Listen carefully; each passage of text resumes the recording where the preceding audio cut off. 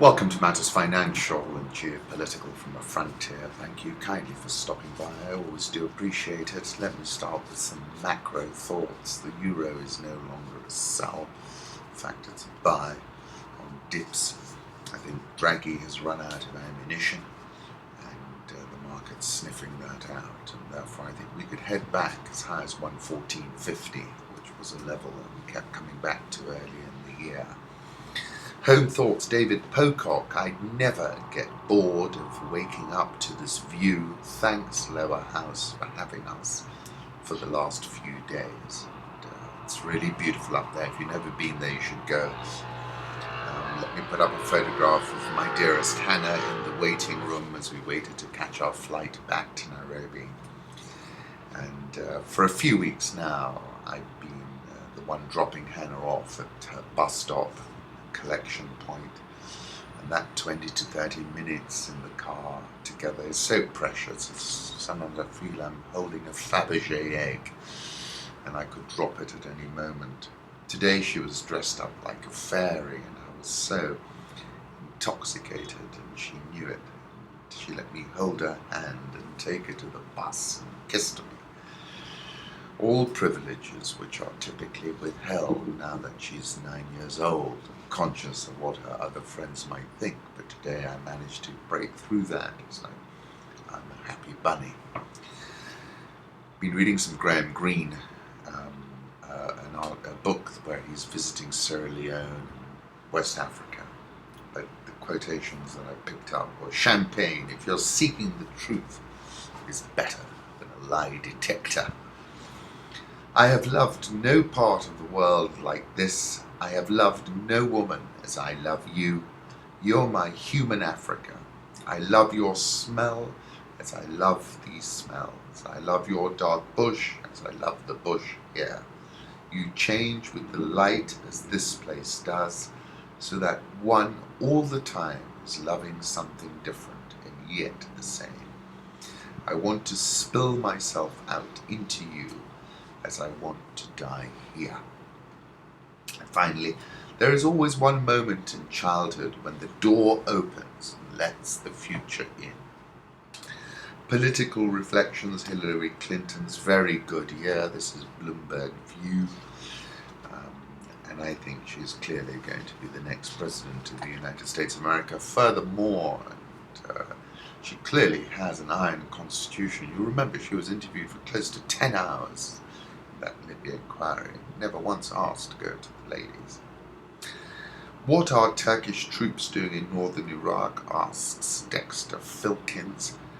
Last week, several hundred Turkish troops, backed by tanks, artillery, rolled across the Iraqi border, took up positions near the city of Mosul, which has been held since last year by ISIS. Turks have since reinforced the battalion with warplanes and intelligence officers. At the same time, the airspace over northern Iraq has been closed for most of the past 10 days because Russian cruise missiles fired from ships on the Black Sea have been flying through the region, sometimes even over downtown Erbil. It's not entirely clear why or with whose permission the Turks ordered their soldiers across the border. The Iraqi Prime Minister Haider al-Abadi protested loudly. So has the United States. So what happened? And why are the Turks sending their troops into the volatile country anyway? The Turkish move into Iraq is the latest in a series of geopolitical flailings by the blustering and impulsive Erdogan. Most of them are related to the civil war in Syria. Since 2011, when the Syrian uprising began, Erdogan has sought to gain some kind of advantage there, or at least to feel sure that he's backing the right horse, and he's failed miserably. As much as any other leader in the region, Erdogan has pushed vigorously for the removal of President Assad. To see this through, the Turkish government has backed the most extreme rebel groups, including ISIS, allowing and even helping foreign fighters to come into Turkey and cross into Syria. ISIS would never have metastasized as virulently as it has without Turkey's assistance. That's true as well. Turkish policy in Syria matched its efforts elsewhere in the Middle East in the early years of the Arab Spring. Wherever he could, Erdogan backed parties linked to the Muslim Brotherhood, then saying the Iraqi government may not have invited the Turks, but it seems pretty clear that the Kurdish regional government, which oversees the autonomous region of northern Iraq, did not protest when they arrived. On Wednesday, the Kurdish leader Masoud Barzani met with Erdogan in Ankara. So finally, why did the Turks go into northern Iraq? It seemed pretty clear that Erdogan, whose policy has failed in Syria, is trying to be relevant again. It's a flanking move, isn't it? Erdogan wants to be part of whatever happens in Mosul, and putting troops there guarantees that, a senior Iraqi official told me. Turkish troops in Iraq, Russians, Iranians, Hezbollah fighters in Syria. The Middle East is a very busy place. The longer the war goes on in Syria, the greater the risk that it turns into something much worse. I've said previously that he is a fire starter, and this is a flanking move. Russian Prime Minister Dmitry Medvedev says Turkey's downing of the Su-24 gave grounds for war. How did states in the 20th century, in similar circumstances, war started because this is regarded as a direct attack by a foreign state. War is the worst thing that can happen. That is why it was decided not to answer what Turkey did symmetrically.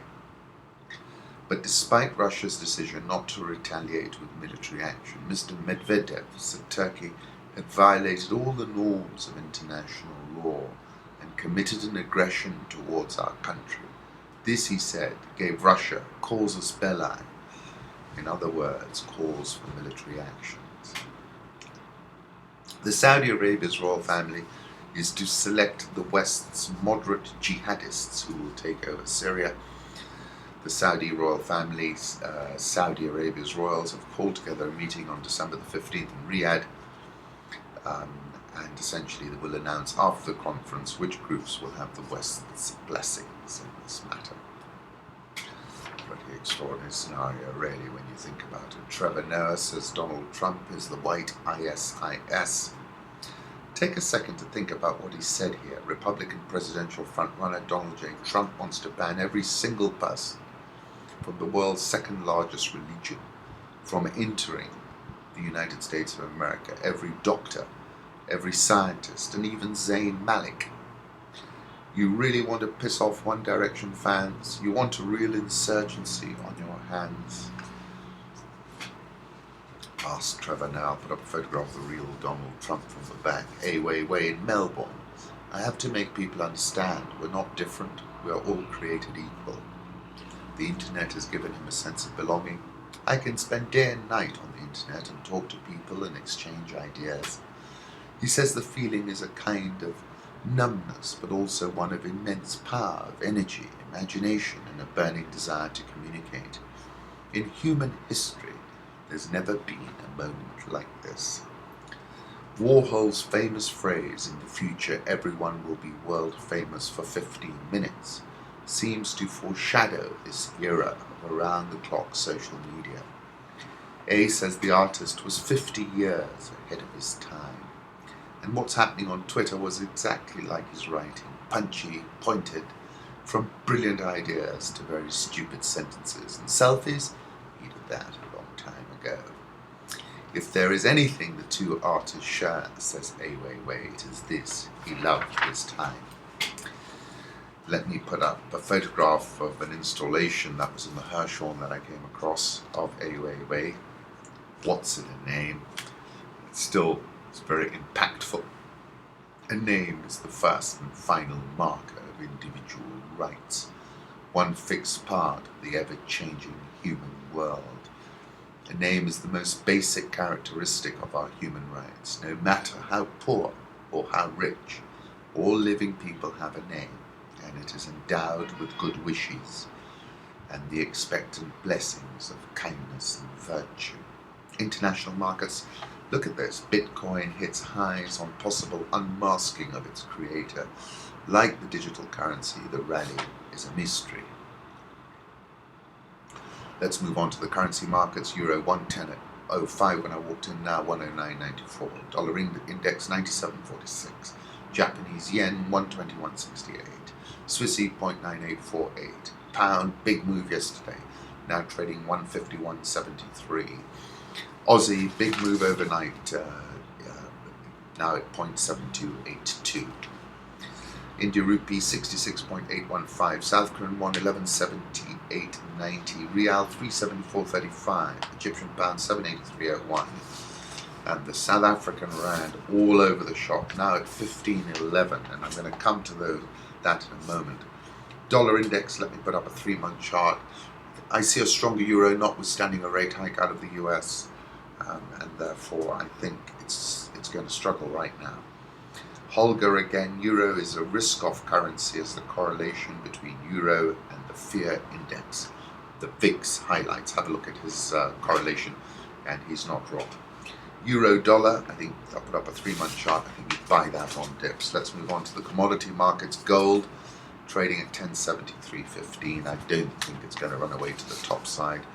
Crude oil, let me put up a 1-month chart, an extraordinary spike yesterday, and then a complete fail back to fresh lows. I'll put up WTI 1 month, looks as if we're going to $30, I'm afraid, here. Moving on to Africa and Holger again. Africa suffers as China continues to slow. Africa's trade balance with China moved from surplus into deficit. Have a look at the diagram he put up. Tanzania's President John Magufuli has been helping clean the streets, and he's been a breath of fresh air. A tour de force even. Let us work together to keep our countries, cities, homes and workplaces clean, safe and healthy, he told a crowd of surprised onlookers as he picked up rubbish off the street. Tanzania has changed. This is a new Tanzania, one resident told AFP. Let's move on to South Africa. The South African all-share actually closed higher yesterday, 0.9%, but it's minus 0.5% year-to-date.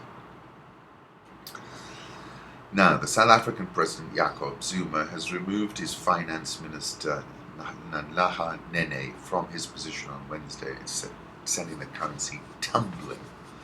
The announcement pushed the already weak rand to the precipice as the currency shed close to 5% to its lowest level ever. On Monday, local media reported that Nene would likely be the victim of a reshuffle by Zuma after he rebuked the chairwoman of state airline SAA, Dudu Myeni, seen as a close ally of Zuma, for mismanaging a R1 billion deal with Airbus. I think the rand is set to collapse to 16 and further now, and I think essentially Jacob Zuma has instructed you to sell it. Branco Brick, an act of willful sabotage. Helen Ziller, Nene's firing is key to understanding how the ANC works. Don't cross Zuma's path, even if it is in South Africa's interests, if you want to keep your job. An event of this magnitude can even be the catalyst for a credit rating downgrade to junk status. It could lead to a complete loss of investor confidence in South Africa, which could push us into a recession. The rand dropped as much as 5.4% against the dollar after Zuma's announcement, the biggest decline since September 2011, hitting a new record low of 15.3857. Dollar versus rand, let me put up a 5-day chart. My target is now 16, and essentially you've been instructed by Jacob Zuma to sell it. Egyptian EGX 30 down 25.74% year to date. Naira hits a low of 251 on the unofficial market. On the official interbank market, it's trading at 199.47. Nigeria's dollar reserve shed 1.1% in the week to 29.59 billion as of December the 7th. Nigerian stocks slumped 2.4%, a fresh 3-year low. It's down 22.08%, and I think essentially the market is calling time on Muhammad Buhari, and he's got to do something quick. And holding this artificial rate for the currency is simply not giving anyone any confidence about policy making in Nigeria. Ghana Stock Exchange Composite Index minus 13.45% year to date. Angola, this is a report by Amnesty. Kangaroo Court undermines judicial independence as trial of activists enters fourth week. These activists, held over 5 months on trumped-up charges, have not only been unjustly detained, but have also found themselves before a kangaroo court. And it is symptomatic of the pressure that Dos Santos is under that he's reacting in this rather absurd way. Sudanese armed forces personnel ride on a tank after recapturing the Daldako area from rebels. For residents in southern Sudan, the official return of the dry season brings with it the renewed threat of war. Britain signed a deal to extend military training in Kenya. This happened on the day that the new ambassador was received. It's interesting. The UK is Kenya's longest-standing defence and security partner, and both our countries want to see the relationship continue and grow, said Britain's ambassador to Kenya, Nick Haley. Under the pact, soldiers who commit crimes when off-duty will have to face Kenyan courts, while British military tribunals will most likely deal with troops accused of crimes committed when on active duty. Britain said its military training in Kenya was worth nearly 9 billion shillings to the Kenyan economy. Both parliaments still have to ratify the agreement. The central banker Kenyans trust with their cash. Kenya's central banker has yet to complete 6 months in the job, but he has done what few of his country's officials ever achieve. He has made people feel their money is safe in his hands. This is less because of Patrick Njoroge's success in stabilizing the plummeting shilling, and more to do with his shunning the fleet of luxury cars, the plush villa that come with the post, the kind of perks widely seen as motivating most public servants. In Africa, people are more used to big men who are in office for personal gain. Kenyans use the term eating to describe how officials and their kin gorge from the trough of public funds until they have to hand over to the next guy. In a nation where many live in villages without mains, electricity or proper roads, members of parliament are paid $94,000 annually, dwarfing the average Kenyan's $1,290. The big man syndrome, in which the only way to show who I am is by flaunting all the possessions that I have, is kind of dangerous, said Njoroge, a member of Opus Dei, a Catholic group that encourages those who join to live saintly lives in their everyday work. Yale-educated banker, appointed in June, rattled off explanations of how monetary policy was anchoring inflation, steadying a currency that was dropping like a stone, and laying the basis for sustained economic growth. Politely and carefully fielded questions about what he called his simple life. At least we can trust him, because he's not there for personal gain, said James Wangi, 27, a car salesman chatting over a beer in a Nairobi bar. I believe our money is safe. Githongo said the perception that he can't be bought and yes, turning down the perks was impressive to Kenyans, but Githongo said it was too early to judge his policies. He's ex-IMF, not an institution associated with success in Africa. Njoroge has won praise from many in Kenya's finance community. The tone he has set has been remarkable, said myself, as well as raising interest rates to curb inflation expectations, helping to stabilize the currency, ordered the liquidation of a small bank and put another lender, mid-tier Imperial Bank, into receivership when massive fraud was uncovered. He did this less than 4 months into the job. Flexibility, being nimble, is essential, he said. I said policymakers here tend not to adjust quickly enough, and therefore I think his adjustment was really noteworthy. Heavy rains have sent food prices soaring. He said, I wish I could say something about controlling the weather. You live the way you want to live, Njoroge said. Whether the people see it or not, that is secondary. I took you back to my weekend article when I quoted Joshua's tweet about Patrick and Njoroge. He says, "I salute the governor. He is no longer new. An exponential pragmatist and a masterstroke fellow." I couldn't have said it better myself. Kenya shilling firming up 101.895, and I think it's doing that all because of the credibility of the central bank. Nairobi all share ticked 0.24% high yesterday. It's down 11.36% year to date. NSE 20 back above the 4,000 level at 4,002.63. Commentary from yesterday: the resilience of the shilling and its improving trajectory is directly correlated to the central banker's credibility. In fact, you could argue we're seeing early signs of a Njoroge premium start to take shape. Price of the shilling. Safaricom was up nearly 1%, closed at 16.10. 6.5 buyers for every seller during yesterday's session. Mr. Collymore, big anti-corruption drive. We will blacklist companies that have been blacklisted by the government in order to effectively choke out unethical practices. Also made an unprecedented declaration of his wealth. Nation Media has been on the rebound, up a blistering 29.62% over the last 4 weeks. Kenya Airways also up 1.05%. Might well pop over 5, looking at the supply-demand dynamic. Uchumi up 0.625%, trading at 850, up 6.25% at the close. Interesting to see what happens today. KCB closed unchanged at 40.75. The chief executive officer tweeted from Addis Ababa, "Great visiting our new KCB rep office in Ethiopia."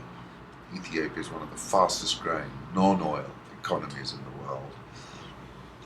And then EABL was firm in the most heavily traded share, closed at 276, down 7.95% on a total return basis, but accelerated full-year profit after tax 40%, therefore is deserving of a higher price, which I expect to see take shape over the next few weeks. Thanks for stopping by.